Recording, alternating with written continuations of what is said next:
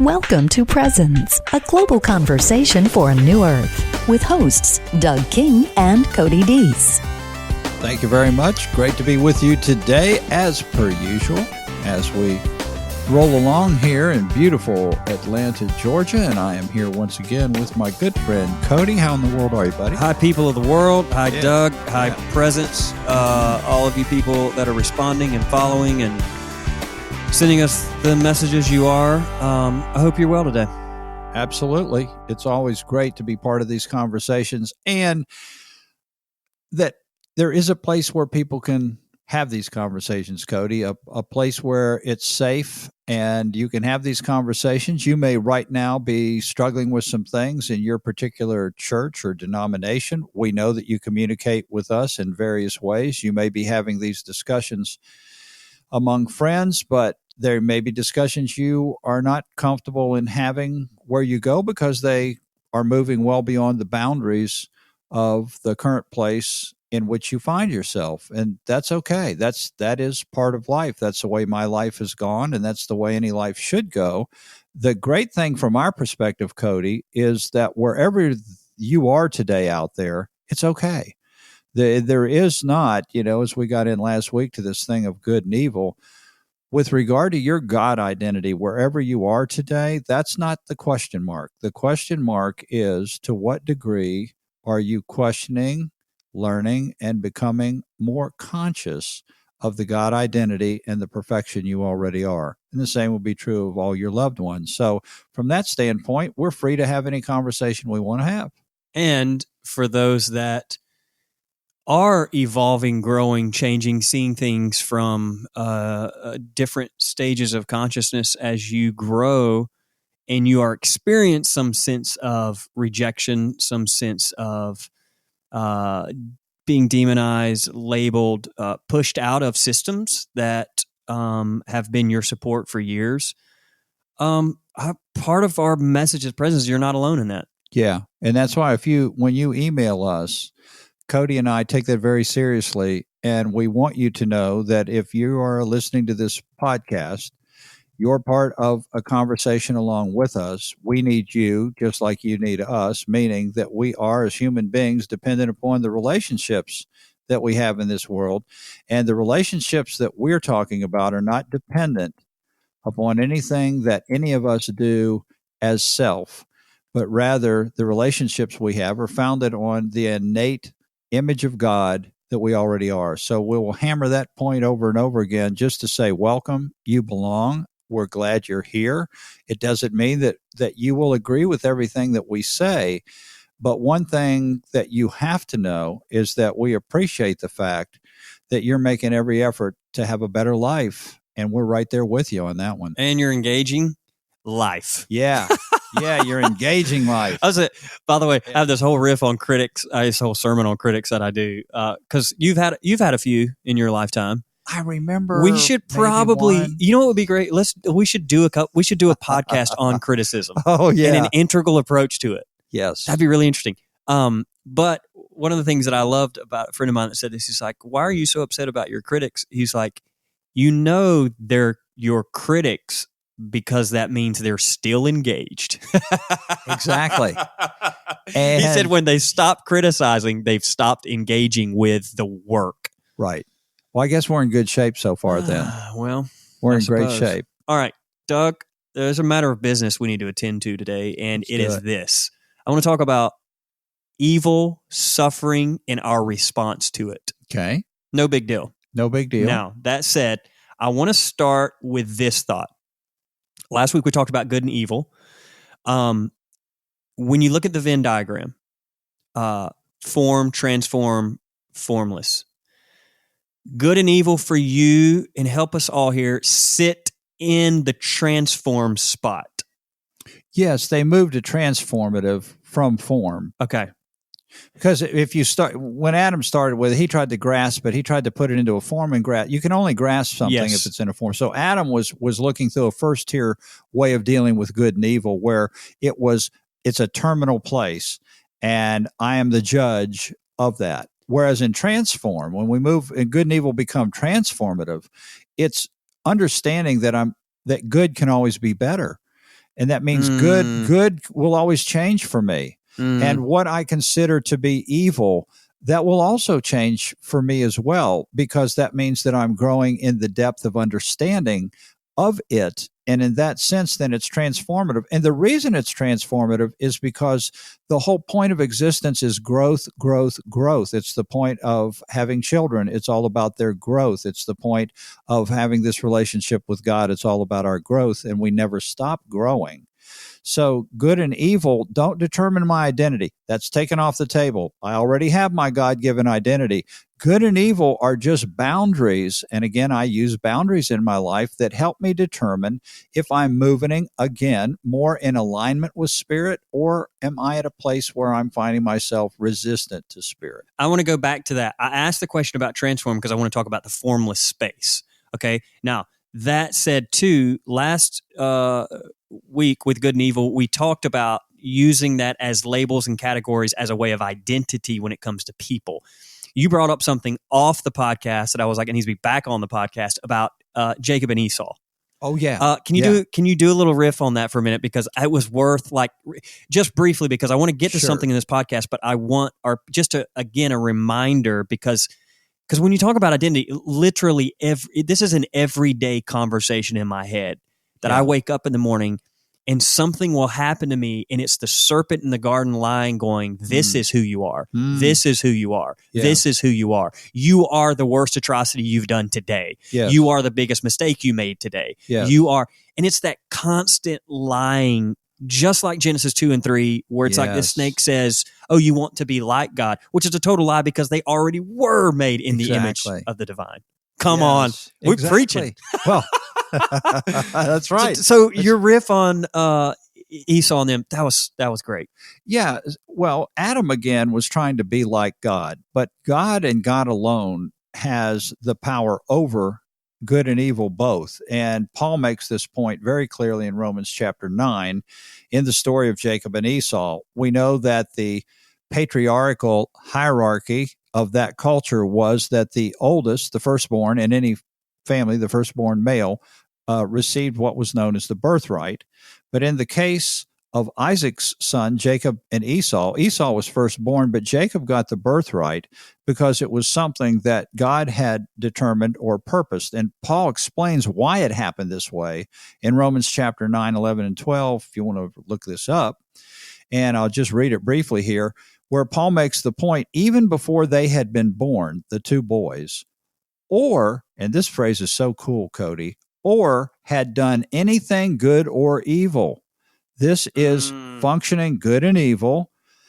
Why? So God's purpose of election might continue, not by works. This is what he's getting on the Gentiles for, because the Gentiles are saying, yeah, because of the way we believe, we are faithful, blah, blah, blah, blah, blah, blah, blah. We have put ourselves on the good side of the ledger, and those who have not in Israel and the unbelievers have put themselves on the evil side of the ledger.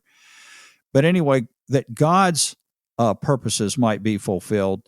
The Sarah, or Isaac's wife, was told that the elder will serve the younger. So God is literally beyond good or evil here, Cody, because they hadn't even been born yet. They had not done anything good or evil. And yet God decreed that Jacob, the younger, would be the one who gets the birthright over the elder. And this is Paul's way of saying, again, for human beings, that identity is taken off the table. God is not using good and evil as a way of determining identity. So move past the sovereignty issue. Okay, election, distraction, and missing the point. Move past all that. Right, exactly. Get to the core of this, which in its culture, the firstborn always had the rights. So this is, in a way, very subversive to the patriarchy as well, on one level. And then it speaks on a larger level to say, I know your culture have always said the firstborn is the one with the rights, but I'm telling you, identity has been set before anything ever happens. This is Jesus again. I say it every podcast. People are like, stop talking about it. I can't. Before he ever does anything in ministry. This is my son in whom I'm well pleased. That's it. And that's what God said when each person listening today came into this world. This is my daughter. This is my son in whom I'm well pleased. And those are the words that should be ringing through my ears, and not the reptilian egoic voice of you are so this, that, or the other, and those are the negative voices that are oftentimes assigned to us. So that's why this teaching by Paul is so powerful to me. Is it's showing that this idea of good and evil is something that goes all the way back to Adam. Paul's already said this in this very same letter, that it is why all in Adam die. What does that mean? Why all in Adam were separated from God, or the illusion of separation from God. All of these points tie together. So in this case, as he moves through chapter 9 here, Cody, he's just really trying to say that identity doesn't have to do with works. Works always come through self as source, and they're going to be attached to, therefore, were those good works or evil works. And once I figure that out and we all agree on it, then I'll know if I have God identity or if you have God identity. And that's why there's 30,000 plus denominations today, because when you draw a box good and a box evil, and you say, okay, everybody, let's all agree what goes in each of those boxes, human beings will never, ever agree. And in fact, as you brought up last week, what you think now in terms of good is not even what you yourself thought in earlier days. So how could we expect all other humans to agree upon it? So that's why it has to be taken out of the realm of identity. Okay, I want to shift from the identity piece to from people to events, to catastrophes, to atrocities, to these egregious, like nefarious events in our lives. Now, that said, the space from form to transform to formless. Okay, so we say 70 AD, new heaven, new earth. Yep. What do you say to people that would come to you with like Revelation 21:4?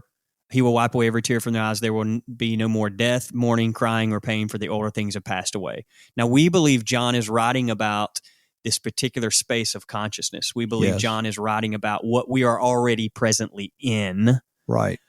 What do you say to people that literalize that, that are looking for a utopia that's perfection, and they're not finding it, and that's their argument about not being in a second-tier space? What do you do with evil and atrocities in a second-tier new heaven, new earth space? Yeah, so within the context of John's revelation, he's talking about, as you just read, no more death. Let's start with no more death.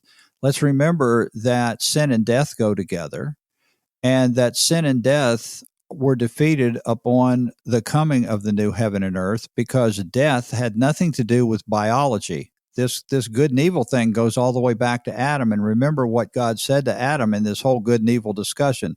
The day you eat of the fruit, you will surely die. Adam died the moment he ate of the fruit. A lot of people in the depravity world, you know, the fall, all that language, say, well, Adam actually just began to die biologically, and eventually, hundreds of years later, he did die. No, it says the day you eat of the fruit, you will die. This was an act of separation. This was Adam experiencing separation, running from God, hiding from God, feeling different from God rather than being like God, which he thought he would be. And so in this sense, death is, first of all, the root cause of tears metaphorically. Tears are a symbol of pain. So what humanity from Adam through Israel was feeling was the pain of separation, crying out for the father, crying out for the mother, crying out for this one who is the creator, and this pain of separation. The tears that are therefore being wiped away are the tears that come with that death, with that sin. And so those tears are wiped away as soon as this new paradigm comes beyond sin and death. This is why sin and death have to be defeated. This is why the sin and death is not a paradigm that I'm a part of anymore. And we've had that discussion in great detail in past podcasts if anyone wants to go back and listen to those. And so these are the tears that are being wiped away. It doesn't mean that our biological tear ducts are no longer needed anymore, but it does mean that the outcome of all processes is always couched in language such as your tears are going to be wiped away. You will be reconciled. You will be restored.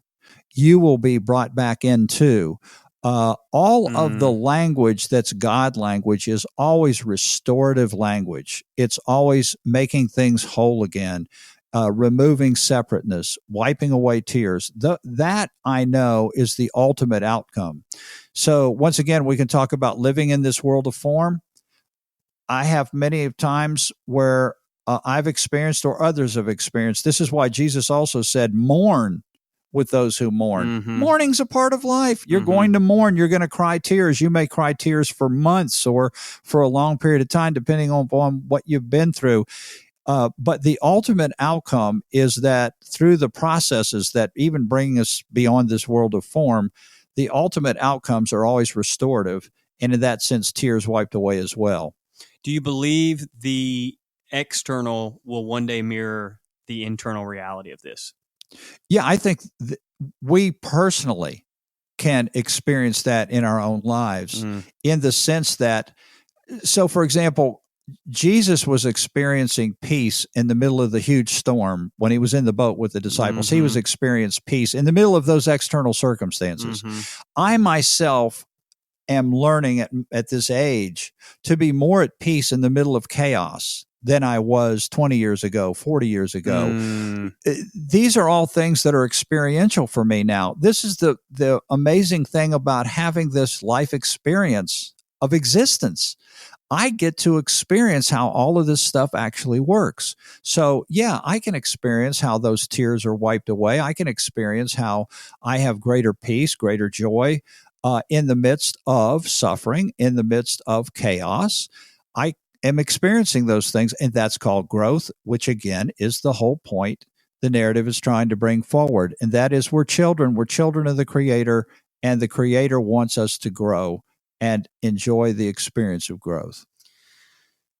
So I want to talk about that for just a minute of suffering, which I don't want to spend a lot of time on this because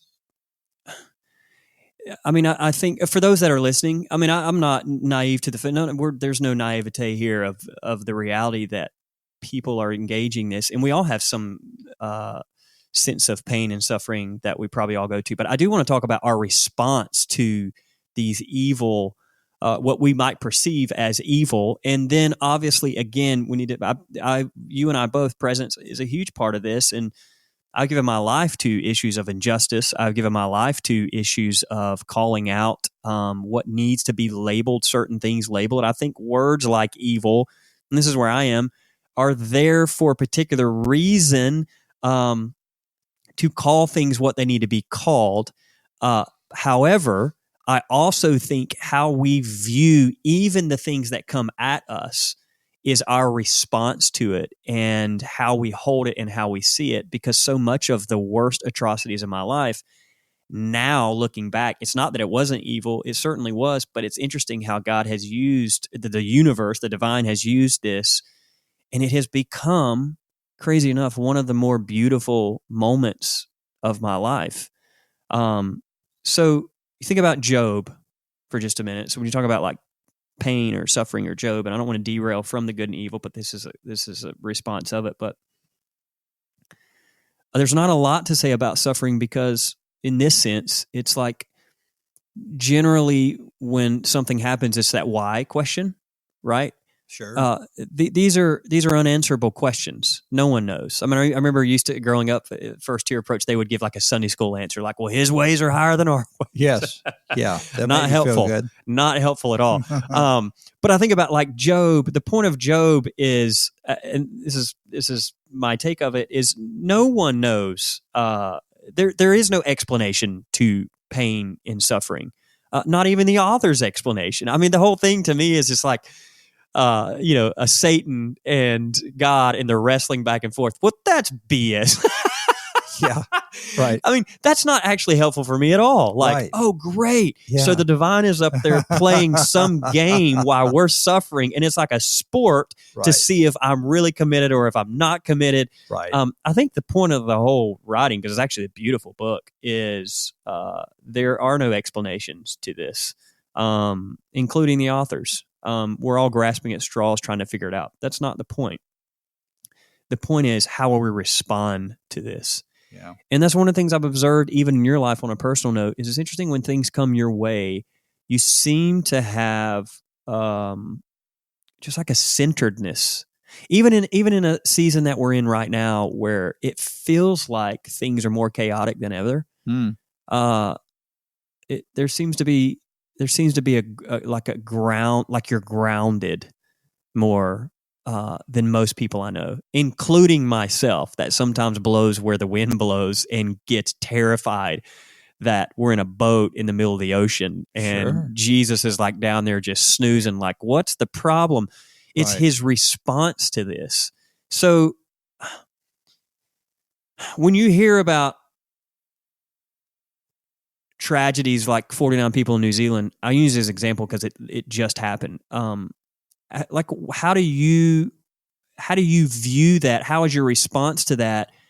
Do you, at one hand, take up the conversations of justice, and at the other side, how do you have this groundedness in this peace in the midst of this chaos? Yeah, and I will say this: that is also something that is not a terminal place. I mean, again, peace. All these places that we arrive just open the door for us to arrive at an even deeper place of peace or a deeper groundedness. So there's never a place in life for anybody on this planet where they can't find even greater peace, greater groundedness, et cetera, et cetera. And I certainly today feel a lot more peace in my life than I did 30 years ago, but I also have those areas of my life that I look at and I know could be much greater peace in those areas too. When I see something like what happened in New Zealand, I do have thoughts immediately of Jesus saying, mourn with those who mourn. There's a place for mourning, and I mourn in my heart. I try to imagine, empathize, sympathize, and put out to God my heartfelt feelings of that, and that I don't even know what words to even say or what I should ask or what even role I might play on this side of the planet in something like that. When it hits home a little closer, those are the times that I feel like what I will try to do is to find comfort for myself or to rely on the fact that I know that ultimate outcomes are determined throughout eternity for me personally and for the people that I love the most that are right next to me and my own family, et cetera, et cetera. My focus is first and foremost, is there anything I can do to comfort? Secondly, I don't question anymore why it can happen. I already know before it happens that it can happen. I already know this is the nature of the way this world works. And I am not going to be looking for a reason why, even if it's something that you say, what are the odds of that happening? Why in the world would that happen to someone that I love as dearly as I do? So I don't have the answers to your point. There aren't any. Cody. Were you ever told everything happens for a reason? Have you ever heard that ridiculous statement? Oh, yeah. Because to me, that's like it's a distraction. Oh, and it kind of cheats us out of grieving and mourning in the moment. Yeah. And what happens is you spend all your energies trying to find the why of all of this instead of just admitting that maybe there is no why to be found. And even if you found it, it wouldn't be helpful. No. It wouldn't. And that's a deceitful thing that we think. I've seen investigative shows on television where they've tried to find someone who committed an act of murder, and the family is trying to just find out why. Why did they do this? If I could just find out why. But it never, ever satisfies. Even when you find out all the detail or what led up to it, or why the person did what they did. For me, I do like some of the things that I got from Eckhart Tolle in his book New Earth, and I'm a real big proponent of that book. Actually, before we close, I want to read a story out of that book, coincidentally enough. Yes. Great. One of the things, and I know your story is different than this, but one of the things that Eckhart talks about is this fact that we don't know why things happen. So our whole lot in life is the way we respond to that. And that if I become obsessed, if I try to grasp this good and evil, then I'm going to end up going right down the same road that Adam went with, which really is to constantly put myself in a position where I'm just separated from everything, everyone. I'm separated from answers. I become separated from God because I blame, and eventually that separation will come back around and cause me nothing but pain. But at any rate, yeah, this is something in which, again, I would just simply say to anybody out there, Cody, this is a lifelong process, and it's why we need relationship. And it's why we need love and compassion, and we need the support of those that can mourn with us. And it's incredibly helpful to just remember who we are, that identity piece, and that's where we all started. It's like coming full circle, is that good circumstances aren't necessarily a reward for good behavior, right? This isn't how the world operates. Right. I mean, even there's a whole other conversation to have about karma and and like what goes around comes around. Bad circumstances aren't a result of bad behavior. That the reality is our circumstances aren't a reflection of our identity that God has given us. Right. Now, that said, that centeredness and peace, I'm going to read this one story, if you're cool with that, and our people are cool with that. Whether they are or not, I think we're in control here. So he wrote this in that book you just referenced, New Earth. He said the Zen master, so he talks about the Zen master who lived in a town in Japan. He said he was held in high regard and many people came for him for spiritual teaching. Then it happened that a teenage daughter of his next door neighbor became pregnant. When being questioned by her angry and scalding parents as to identify the father, she finally told them that it was this man, the Zen master, that everyone looked to. In great anger, the parents rushed over to the Zen master and told him, with much shouting and accusing, that their daughter had confessed that he was the father. And all he replied was this phrase, "Is that so? Is that so?" Right. News of the scandal spread throughout the town and beyond. The master lost his reputation. This did not trouble him. Nobody came to see him anymore. He remained unmoved. When the child was born, the parents brought the baby to the Zen master and said, "You are the father, so you look after this child." The master took loving care of the child. A year later, the mother remorsefully confessed to her parents that the real father of the child was the young man who worked at the butcher shop. In great distress, they went to see the Zen master to apologize and ask for forgiveness. "We are really sorry. We have come to take the baby back. Our daughter confessed that you are not the father."